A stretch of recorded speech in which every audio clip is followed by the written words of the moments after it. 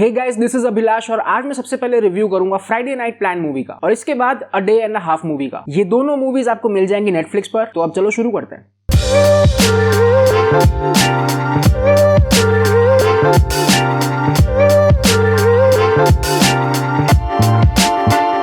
सबसे पहला Friday night plan. इस मूवी का जॉनरा है ड्रामा, कॉमेडी और फील गुड और इस मूवी का रन टाइम है 1 hour 48 मिनट्स का। तो मूवी शुरू होती है इन दो भाइयों से, जहां पर अगर एक नॉर्थ पोल है तो दूसरा साउथ पोल है। दोनों भाई एक अनरियलिस्टिक से स्कूल में पढ़ते हैं। अब मैं यहाँ पर अनरियलिस्टिक वर्ड क्यों यूज कर रहा हूँ वो आप लोग तभी समझोगे अगर आप इस मूवी का स्टार्ट का 10 मिनट देखोगे। फिर इसके बाद एक फुटबॉल मैच में ये जो बड़ा भाई है ये गोल मार देता है और इसके बाद हो जाता है ये फेमस। और फिर इसको बाकी के कूल लड़के जो है वो फ्राइडे नाइट वाली पार्टी में इन्वाइट करते हैं। फिर इस पार्टी के बीच में हो जाती है छोटी सी गड़बड़ और फिर उस गड़बड़ में इन्वॉल्व हो जाती है पुलिस। तो ओवरऑल मोटा मोटा यही स्टोरी है और आपको अगर और डिटेल्स जाननी है तो ये मूवी देखनी पड़ेगी। सबसे पहले अगर प्लॉट की बात करें तो देखो, मैं खुश हूं भी और खुश नहीं भी हूं। अब मैं खुश इसलिए हूं क्योंकि इसमें जितने भी कैरेक्टर्स है वो जब भी सही डिसीजन लेंगे तो आपको बहुत अच्छा लगेगा। और ये जितने भी सही डिसीजन वाली जो चीज है ये सारे आते हैं लास्ट के 22 मिनट में। बाकी इसके अलावा everything and everyone is stupid सबसे ज्यादा प्रॉब्लम है मूवी के प्लॉट में। मैं अभी तक कंफ्यूज हूं कि ये जो मूवी है ये एग्जैक्टली किस चीज के बारे में बात करती है। क्या ये स्कूल रोमांस के ऊपर है क्योंकि वो चीज अधूरी छोड़ दी इन लोगों ने? क्या ये मूवी ब्रदरहुड के बारे में बात करती है पर वो चीज भी इन लोगों ने आधी अधूरी शो की है? क्या ये मूवी किसी भी कैरेक्टर के अंदर के रेड फ्लैग्स और ग्रीन फ्लैग्स को दिखाने की कोशिश करती है? बट ये चीज भी इन लोगों ने आधी अधूरी छोड़ दी है। मतलब ये सेम वही चीज है जो आज से पहले मैं कई सारे वीडियोस में बोल चुका हूँ। बहुत सारी चीजें दिखाने की कोशिश की है लेकिन कवर एक को भी ढंग से नहीं कर पाए। इसके बाद ये स्कूल के लड़के टेंशन में हैं क्योंकि इनको लड़कियां चाहिए फॉर देयर प्रॉम नाइट। ये कौन सा स्कूल है जो 12वीं में प्रॉम नाइट करवा रहा है? प्रॉम नाइट कॉलेज के लास्ट ईयर में होता है। और फिर इसके बाद ये इस वेबसाइट पर किसी ने पिटीशन डाल रखी है कि हमारे इंडिया में भी प्रॉम नाइट होनी चाहिए। देखो,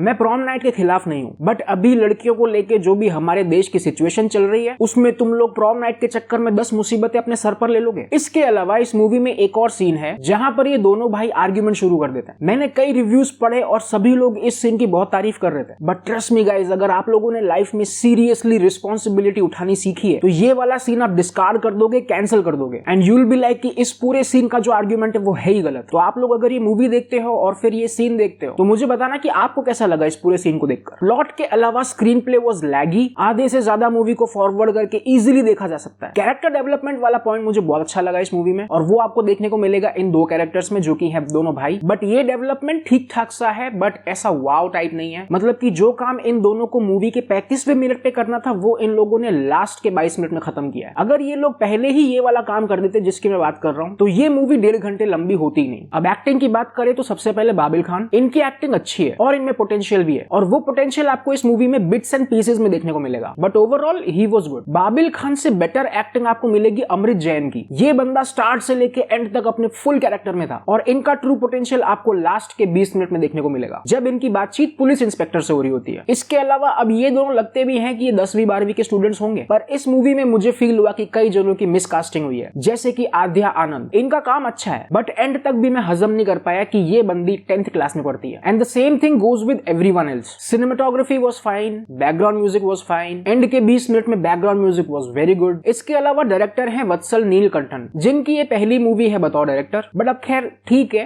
पहली मूवी है so long way to go sir. और मेरी साइड से ऑल द वेरी बेस्ट। छोटा सा सजेशन, अगर आपको फील गुड मूवीज बनानी है तो थोड़ा सा स्टोरी को डाउन टू अर्थ बनाइए सर, जिसमें की थोड़ी सी या इत्तू सी रियलिटी हो। फाइनली इस मूवी में कोई सेक्स सीन्स नहीं है, न्यूड सीन्स नहीं है और कोई गालियां भी नहीं है और इस पूरी मूवी का लेंथ छोटा करके 1 घंटे तक का किया जा सकता था और मेरी साइड से इस मूवी को 2 out of 5। फाइनल वर्डिक्ट, ये एक बिलो एवरेज सी वन टाइम वॉच है, हल्की फुल्की सी मूवी है। अब रही फील गुड वाली बात तो देखो, मुझे ऐसा कुछ खास फील नहीं हुआ, क्या पता आप लोगों को फील हो जाए, so you can give it a try. तो बस इस मूवी का रिव्यू यही खत्म। अब शुरू करते हैं next review, a day and a half. ये मूवी आपको मिलेगी नेटफ्लिक्स पर। इसका जॉनरा है क्राइम थ्रिलर और रन टाइम है प्रॉपर 1.5 घंटे का। तो कहानी शुरू होती है आर्टन नाम के एक हॉस्टेज टेकर से जो कि एज अ हॉस्टेज ये अपनी ही वाइफ को रख लेता है उसी के हॉस्पिटल में। और फिर स्टोरी में एंट्री होती है लूकस नाम के इस पुलिस इंस्पेक्टर की जो कि इस पूरी सिचुएशन को हैंडल करता है। अब वो कैसे हैंडल करता है ये जानने के लिए आपको मूवी देखनी पड़ेगी। अब सबसे पहले स्टोरी की बात करें तो स्टोरी का पूरा बिल फाड़ा गया है इंस्पायर्ड बाय ट्रू इवेंट्स के नाम पर। तो मैंने अपने हिसाब से सर्च किया कि भाई ये कितना इंस्पायर्ड हो सकता है, तो जो मुझे मिला वो मैं आपको बता रहा हूँ। इसमें ये हॉस्टेज वाली जो सिचुएशन है ये इंस्पायर्ड बिल्कुल नहीं है। इसमें शादी, डिवोर्स और चाइल्ड कस्टडी को लेकर जितनी भी सिचुएशंस बताई गई हैं वो ट्रू इवेंट्स पर बेस्ड है, जैसा कि आज की दुनिया में हर जगह हो भी रहा है। अब इसके बाद स्टोरी मल्टी डायमेंशनल है, मतलब ये स्टोरी होस्टेज वाली सिचुएशन पर तो है ही, साथ के साथ ये बहुत अच्छी लेयर्स क्रिएट करती है about mental illness, generational trauma, drug abuse और टॉक्सिक रिलेशनशिप्स। तो इन सारे टॉपिक्स पर ना बहुत अच्छे तरीके से बात की गई है। इसके अलावा इस मूवी में आपको लीड एक्टर्स जितने भी थे उन सबका कैरेक्टर डेवलपमेंट देखने को मिलेगा और आपका इन लोगों के साथ एक इमोशनल कनेक्शन भी बनेगा, जैसे कि अलेक्सिस मैनुएलोव जिन्होंने प्ले किया है आर्टन का रोल। पूरी मूवी में आपको इनसे बहुत नफरत हो जाएगी, बट एंड में जाते जाते आपको फील होगा कि यार ये इतना भी बुरा इंसान नहीं है, ये आदमी बस हालात से मजबूर है। इनके बाद है एल्मा पोएस्टी जिन्होंने प्ले किया है लुइस का रोल, जो कि होती है आर्टन की वाइफ। सेकंड हाफ के स्टार्ट तक आपको इस कैरेक्टर पे बहुत दया आएगी, बट सेकंड हाफ के बाद आपको फील होगा कि यार ये उतनी भी सीधी नहीं है, ये कांड तो इन भाई साहब ने भी खूब सारे किए। और इस मूवी में मेरे फेवरेट रहे फेरिस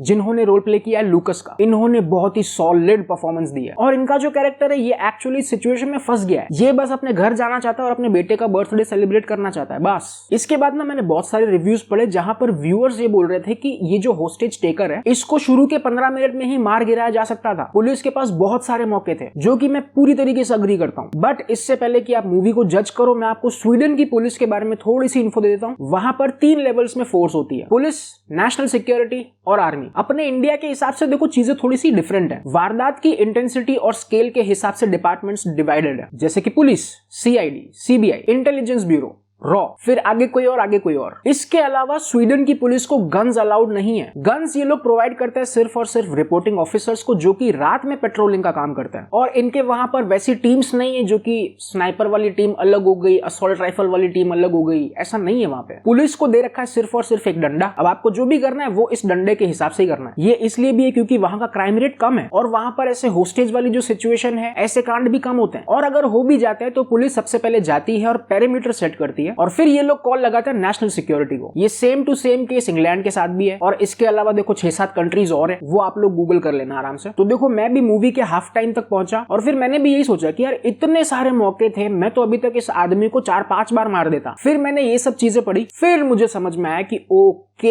ये इतना आसान नहीं है। इसके अलावा अब इस मूवी के डायरेक्टर और राइटर दोनों है फेरिस खुद, और मैं पूरी तरीके से इंप्रेस्ड हूं इनके काम से। सब कुछ अच्छा था, मूवी का मैसेज क्लियर था, प्लॉट शार्प था, multi dimensional story, scenes engaging थे, सो एवरीथिंग वाज गुड। बस एक चीज की कमी थी कि इस मूवी का जॉनरा क्राइम थ्रिलर तो बिल्कुल नहीं है, उल्टा ये मूवी एक फील गुड वाले सेक्शन में आने के लायक है। और ये भी एक बहुत बड़ा रीजन है कि लोगों को ये मूवी क्यों नहीं पसंद आ रही, क्योंकि वो लोग पहुंच गए ये मूवी देखने के लिए क्राइम थ्रिलर पढ़ के और फिर उनको क्राइम थ्रिलर कुछ मिला नहीं, उनको मिला तो सिर्फ फील गुड। अब फील गुड वहां पर कोई फील करना नहीं चाहता। तो अगेन अगर ये मूवी देखते हो तो ये वाला पॉइंट जरूर याद रखना। बाकी मूवी का run time was okay, English में अगर देखते हो तो गालियां हैं, बाकी कोई न्यूड सीन्स नहीं है और सेक्स सीन्स नहीं है। और मेरी साइड से इस मूवी को 3.5 आउट ऑफ 5 फाइनल वर्डिक्ट। इस मूवी को अगर आपको एंजॉय करना है तो सिर्फ 2 पॉइंट याद रखना। पहला point, no crime thriller, only feel good. और दूसरा वो गन्स वाला पॉइंट कि इस होस्टेज टेकर को पहले क्यों नहीं मार दिया गया। इसके अलावा इस मूवी की रीवॉचिंग वैल्यू भी अच्छी है, मतलब जितनी बार देखोगे उतना वो प्लॉट आपके जहन में अच्छे से उतरेगा। तो आप लोग अगर ये मूवी देखते हो